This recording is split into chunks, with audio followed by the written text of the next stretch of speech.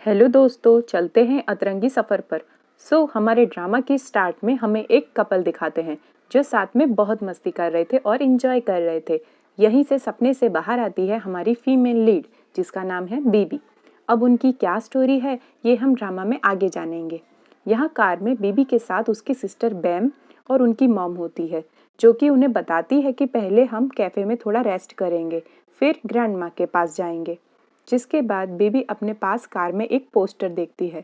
जिसके बाद वो बैम से पूछती है, क्या तुम ये पोस्टर यहाँ भी साथ लेकर आई हो? तुम्हें पता है ये कितनी ज़्यादा जगह रोक रहा है?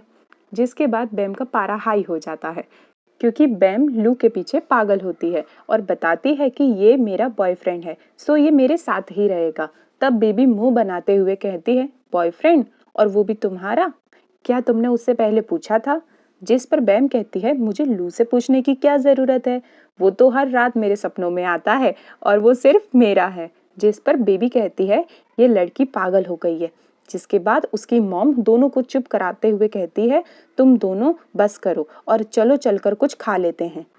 जब वो सब कैफे को जाने को होते हैं, तब भी बैम अपने लू के पोस्टर को देख कहती है, मेरा वेट करना बेबी, मैं जल्दी तुम्हारे पास वापस आ जाऊंगी।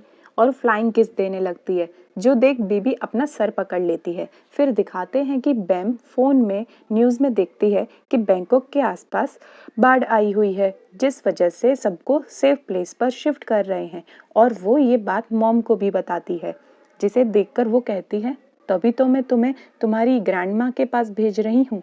जिसे सुन बेबी चिढ़ते हुए कहती है, पर मुझे नहीं जाना वहाँ, क्या मैं नहीं जाऊँ तो चलेगा? जिस पर बैम उसे टीज करते हुए कहती है, हाँ हाँ, आखिर वहाँ पर दीदी का एक्स बॉयफ्रेंड भी तो मिलेगा, मोटर पंख। और हंसने लगती है। जिसे सुन बेबी बैम से लड़ने लगती है। मॉम उन्हें रोकती है, पर फिर भी ये दोनों एक दूसरे को मुंह बनाकर चिढ़ा रही होती हैं। यहाँ हमें दो बहनों के बीच एक क्यूट सी फाइट देखने को मिलती है।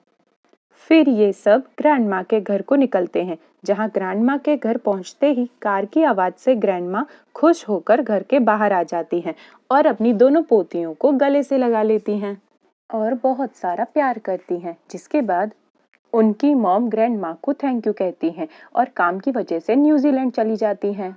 इसके बाद बेबी और बैम कार से अपना सामान उतारने को जाती हैं, जहां बैम सबसे पहले अपने लू के पोस्टर को लेकर ग्रैंड माँ के पास आ जाती है और उसका इंट्रो देते हुए ग्रैंड माँ को बोलती है, ग्रैंड माँ इससे मिलो, ये है आपका फ्यूचर सन इन लॉ और ये मेरे साथ मेरे रूम में रहेगा, इसकी ना आप अच्छे से खातिरदारी कीजिएगा। जो सुनकर ग्रैंड माँ को तो बड़ा वाला शौक लग जाता है। जिसके बाद बैम अपना रूम देख रही होती है और बहुत खुश हो रही होती है। तभी वो वहाँ एक पर्सन को देखती है, जिसका फेस उसने नहीं देखा होता है, इसलिए वो अपने बचाव के लिए मॉस्किटो रैकेट उठा लेती है। पर लगता है बचाव की जरूरत तो यहाँ किसी और को पड़ने वाली है। जिसके बाद बैम उस रैकेट से उस पर्सन के बम की अच्छी खासी दुर्गत बना देती है। जिसके बाद वो पर्सन अपना फेस दिखाते हुए बैम से कहता है, ये मैं हूँ बो, तुम्हारा फ्रेंड, पहचाना मुझे? जिस पर बैम कहती है, बो तुम यहाँ क्या कर रहे थे? जिस पर वो बताता है, मैं बग्स हटा रहा था, तुम्हें वो पसंद नहीं है ना, इसलिए, और तुम बहुत प्रीटी हो गई हो बैंकॉक जाकर।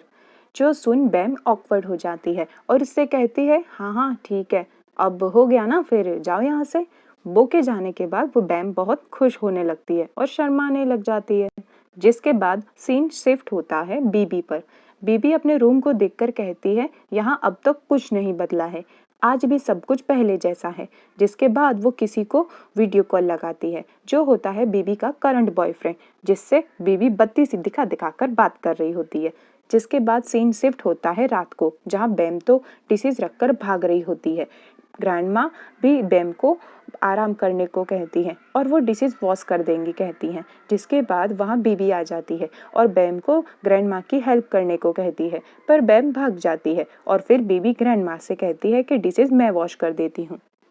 जिसके बाद वहाँ बो आता है और बीबी को काम करता देख वो कहता है, चलो आज मेरे लिए तो कोई काम नहीं है, आज मेरी छुट्टी, मैं सोने चला जाता हूँ। जो सुन बीबी कहती है, हाँ ठीक है, स्वीट ड्रीम। मैं बता दूं कि बो भी इसी घर में ग्रैंडमा के साथ रहता है। जिसके बाद ग्रैंडमा बीबी को पूछती है, तुम्हें कैसा लगा यहाँ आकर? बहुत टाइम हो गया है। जिस पर बीबी कहती है, यहाँ कुछ भी नहीं बदला है, सब कुछ पहले जैसा ही है और पूछती है कि रास्ते में उसने एक बड़ा सुंदर फार्म देखा था, पर ऐसा तो पहले नहीं था। वो किसका फार्म है? जिस पर ग्रैंडमा बताती है वो मिंट का फार्म है। जिस पर बेबी पूछती है मिंट? कौन मिंट? जिस पर ग्रैंडमा बिंदास होकर बोलती है, अरे मिंट, तुम्हारा एक्स बॉयफ्रेंड। क्या तुम्हें वो याद नहीं है? वो बदल गया है, अब वो पुराने वाला मोटर पंख किड नहीं है। Then baby like really? क्या वो सच में इतना बदल गया है? ग्रैंडमा यहाँ मिंट की तारीफ करने लगती है और उसके तारीफों के पुल बांधने लग जाती है। हाँ बेटा, वो बहुत हार्ड वर्किंग है और पहले से ज्यादा हैंडसम हो गया है। अगर मैं उसकी एज की होती ना तो मैं उसे अपना बीएफ बना लेती। यहाँ तो ग्रैंडमा पूरी तरह से लट्टू हो गई है मिंट पर। इनका बस चले तो ये अभी मिंट और बेबी की शादी करा दें। जो सुनकर बेबी कहती है मैं डिशेस ही वॉश कर लेती हूँ। हम क्या ये मिंट की बातें करने लग गए हैं? जिस पर ग्रैंडमा बोलती हैं, क्या तुम दोनों फिर से साथ नहीं हो सकते हो क्या? मैं तुम्हारी इसमें पूरी हेल्प करूंगी। जिसे सुन बेबी कहती है, ग्रैंडमा आप ये कैसी बात कर रहे हो? इससे पहले तो आप उसे घर में घुसने भी नहीं दिया करते थे। जिस पर ग्रैंडमा कहती हैं, वो तो पास्ट था, पर उसका उसके प्रेजेंट से कोई लेना देना नहीं है। वो अब पुराने वाला मोटर पंख नहीं है। जिस पर बेबी बताती है, कुछ भी हो, अब हम दोबारा दोनों साथ में नहीं हो सकते हैं, क्योंकि अब मैं कोई ऑर्डिनरी गर्ल नहीं हूँ। मैं एक नेट आइडल हूँ और मेरा एक बीएफ भी है और वो मिंट से काफ़ी ज़्यादा हैंडसम है और रिच भी है। जिस पर ग्रैंडमा कहती है, मुझे नहीं पता वो सब कुछ, पर जब भी तुम अपना माइंड चेंज करो तो मुझे बता देना। जिसके बाद उन्हें एक धांसू आइडिया आता है। जिसके बाद वो कहती हैं कि कल मुझे एक काम है। क्या बेटा तुम मुझे एक फेवर करोगी? मुझे ना कोकोनट मिल्क पहुंचाना है मिंट तक, तो क्या फिर तुम उसे दे आओगी? जिसे सुन बीवी सोच में पड़ जाती है और कहती है, पर मैं ही क्यों? जिस पर ग्रैंडमा कहती है, क्यों नहीं जा सकती तुम? ठीक है, मत जाओ। और फिर ग्रैंडमा अचानक से नी पेन का ड्रामा स्टार्ट कर देती हैं, जो कि नी से स्टार्ट होकर उनकी बैक और फिर शोल्डर तक पहुंच जाता है।